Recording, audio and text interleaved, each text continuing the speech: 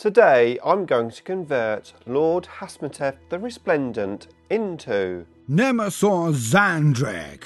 And not a single piece of Finecast in sight. It's coming right up.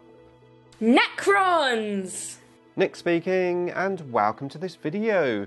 Right, we are back converting these three miniatures into Finecast Necron characters. I've already converted Trazyn the Infinite. I'm going to be doing Vargard Oberon next, but today I'm converting Lord Hasmoteph the Resplendent into Nemesor. The first job, of course, is to unbox this miniature, clip all of the pieces off of the sprue and remove all of the mould lines.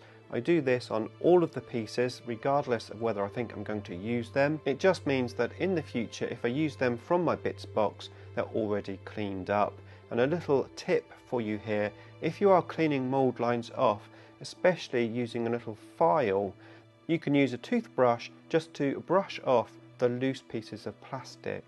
Now, I'd already decided in the Trazyn conversion video that I was going to use Hasmoteth's arm on Nemesor. The staff is pretty similar, and I was thinking if I remove the cloak on the arm, I could potentially put it on the opposite arm, because the cloak is quite a visual thing on this miniature. It sort of makes or breaks this miniature, along with, of course, the dab pose. For the straight arm, I was thinking of using the arm with the orb on. I know it's on the other side of the miniature, but I was thinking if I cut it at the wrist, put a different hand on, that could work. And then for the head, I found a Lichguard head. It's got that crest on the top, and I thought the Lichguard head would work quite well. The body of Lord Hasmoteph seemed to be a good match for Nemesor, with the exception, of course, of that big cloak going around it.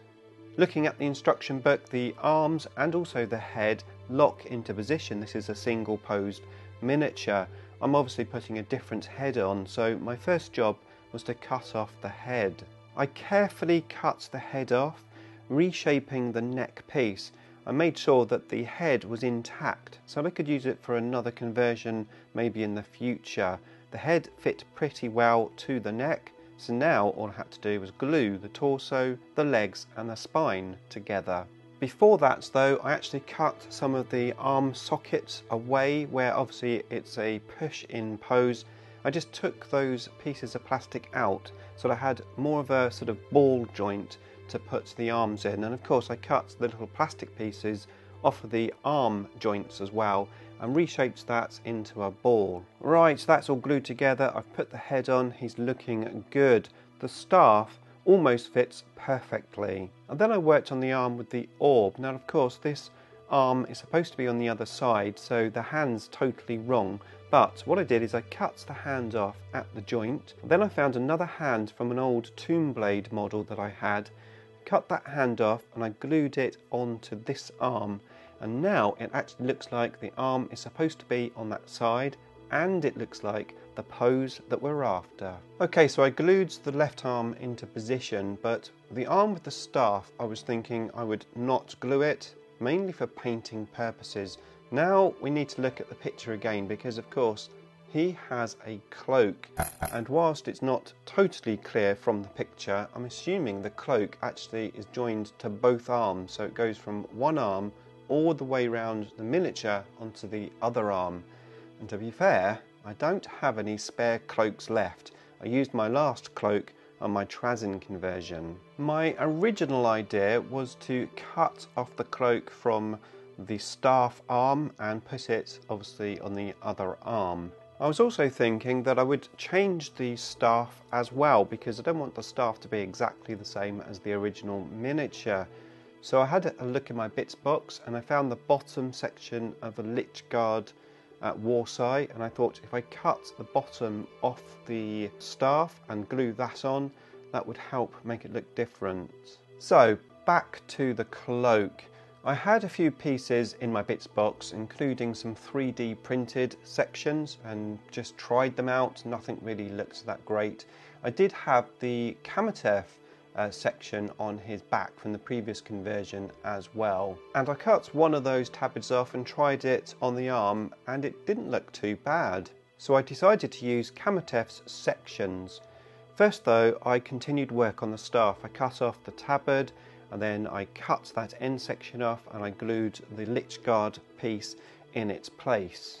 I then glued the two tabards hanging down the arms. Admittedly, one of these has 3 sections and one has 2, but the way the arm's bent, it doesn't actually sort of make much difference. You can't really tell.